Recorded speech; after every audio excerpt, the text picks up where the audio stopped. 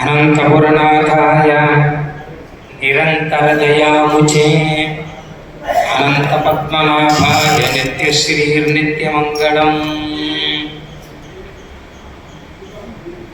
சில சம்மானங்கள் ஆர்க்கு நல்குன்னது என்னதின காலம் ஆரான நல்குன்னது എന്ന് നോക്കുമ്പോൾ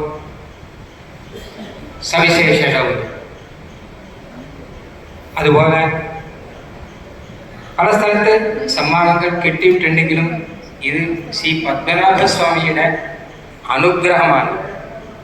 പത്മനാഭസ്വാമിയുടെ പ്രതിനിധിയായി ഇവിടെ ഉണ്ടായിരിക്കുന്ന അർച്ചകർ മാത്രമല്ല കൈങ്കര്യപരമായിട്ടുള്ള പലരും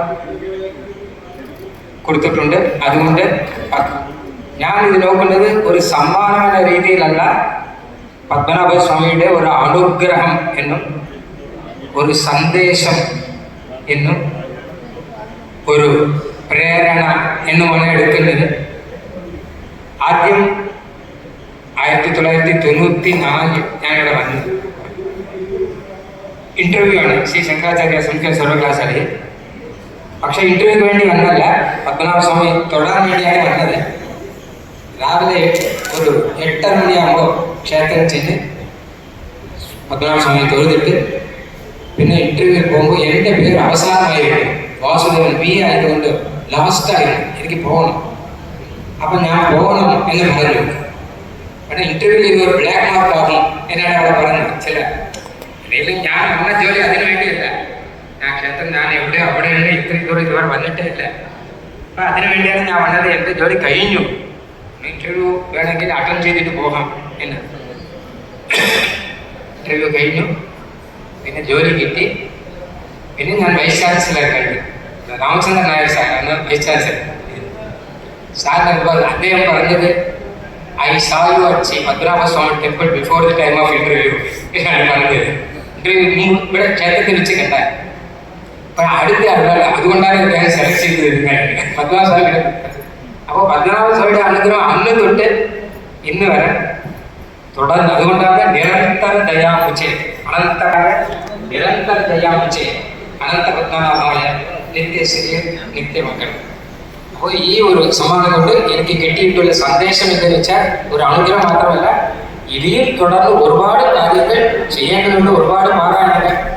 ശ്രീ പത്മനാഭസ്വാമി വേദപാദസ്തവം എന്നൊരു അൺപബ്ലിഷ് വർക്കാണ് മുമ്പ് ഉണ്ടായിരുന്നത്, അത് പബ്ലിഷ് ചെയ്തു. അതുപോലെ പുരാണം ബ്രഹ്മാണ്ഡ പുരാണത്തിലുള്ള കണക്കശീല ക്ഷേത്ര മഹാത്മ്യം ഒരു ഒറ്റ ബുക്ക് മാത്രമാണ് ഉണ്ടായിരുന്നത് ഗ്രന്ഥാക്ഷരത്തിൽ, അത് ദേവനാഗരിയിൽ കഴിഞ്ഞ വർഷം.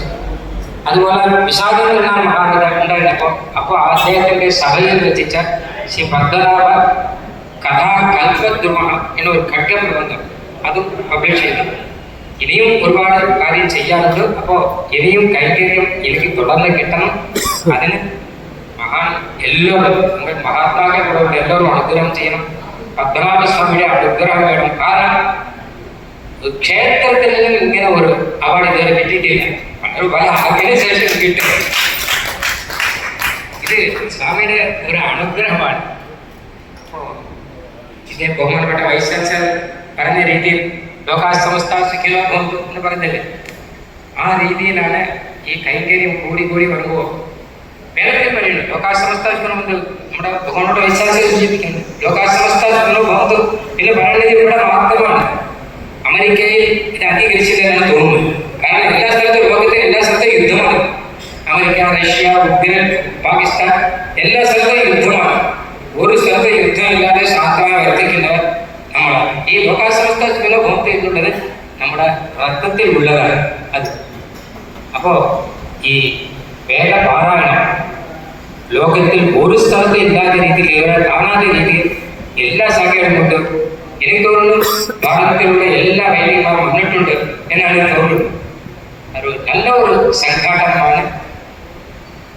വളരെ സന്തോഷമുണ്ട്. ഇനി തുടർന്ന് 47 പറയുമ്പോൾ ഒരു 50 ഞാൻ ഉണ്ടാകുമോ അറിഞ്ഞൂടാ. പക്ഷേ 50 നമ്മൾ എല്ലാവരും ഉണ്ടാവണം.